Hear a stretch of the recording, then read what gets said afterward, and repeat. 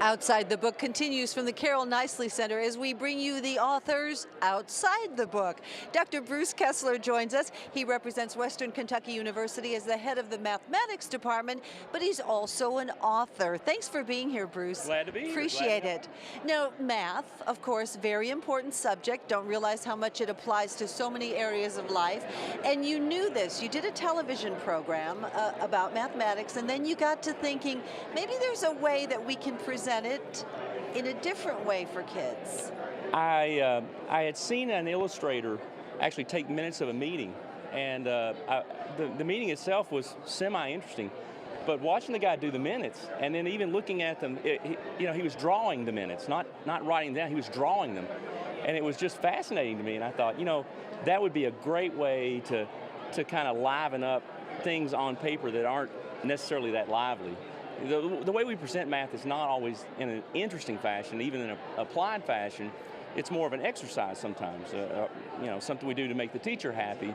And so I thought this was a great way to liven it up a bit, make it fun, and still get our point across, still get some content in there, and even in the process show them how it might actually be useful in the world. Applied.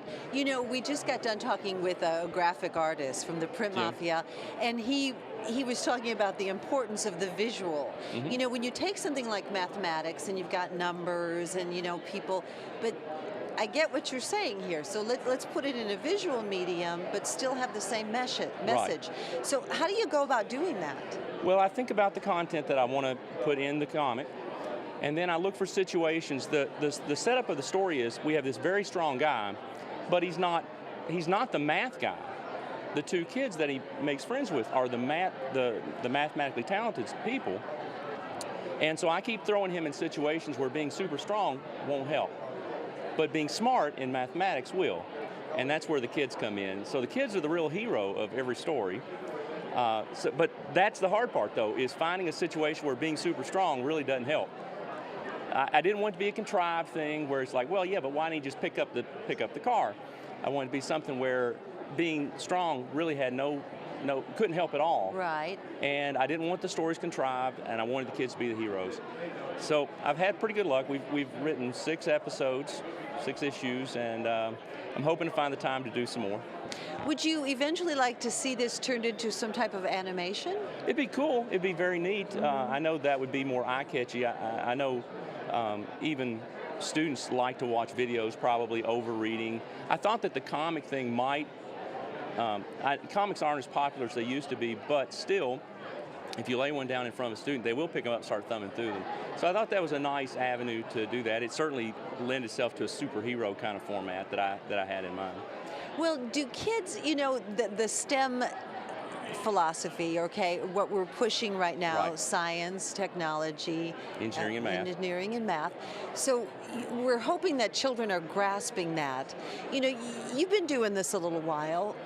Are we changing the way in which we learn these subjects? We are.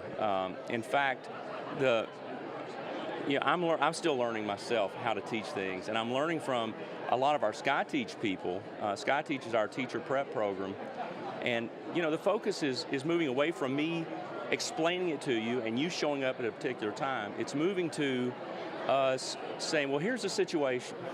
Now see if you can figure this out. And being nearby, and if they get stuck, giving them a little nudge. Basically what we're trying to do now is teach them to think instead of, I have to cover this piece of content. And I believe that's more valuable, because when you actually do leave school and you get yourself into a situation where you have to apply these things that we've taught you, it's not going to match exactly what you've learned. You're going to have to connect the dots. You're going to have to figure it out for yourself. And so our focus is now moving to where we teach you to think for yourself, to figure it out for yourself.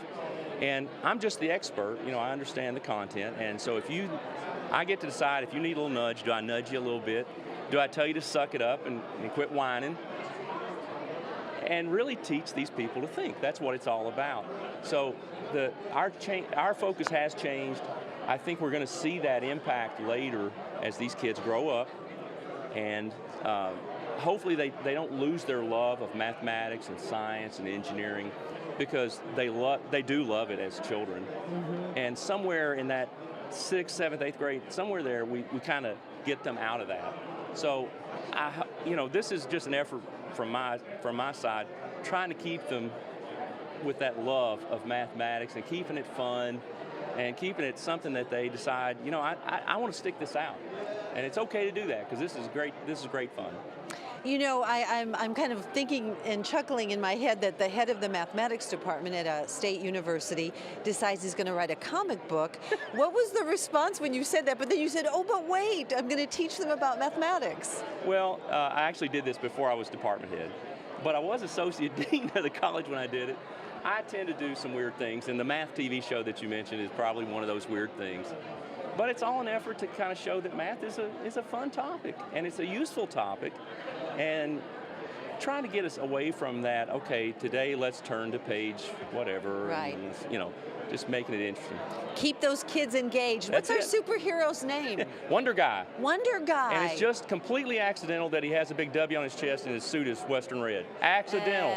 No copyright infringement there, logo just police. One of those things. It just accidentally happened. But in Operation Comics Wonder Guy, it's the kids who are the smart ones at math. They are. Indeed. Kids always love that when the adult's not, kind of the idiot and the kids save the day. So I thought the kids would associate better with that. It's empowering. Yes. Indeed. Dr. Bruce Kessler, thanks for joining us. Great talking to you.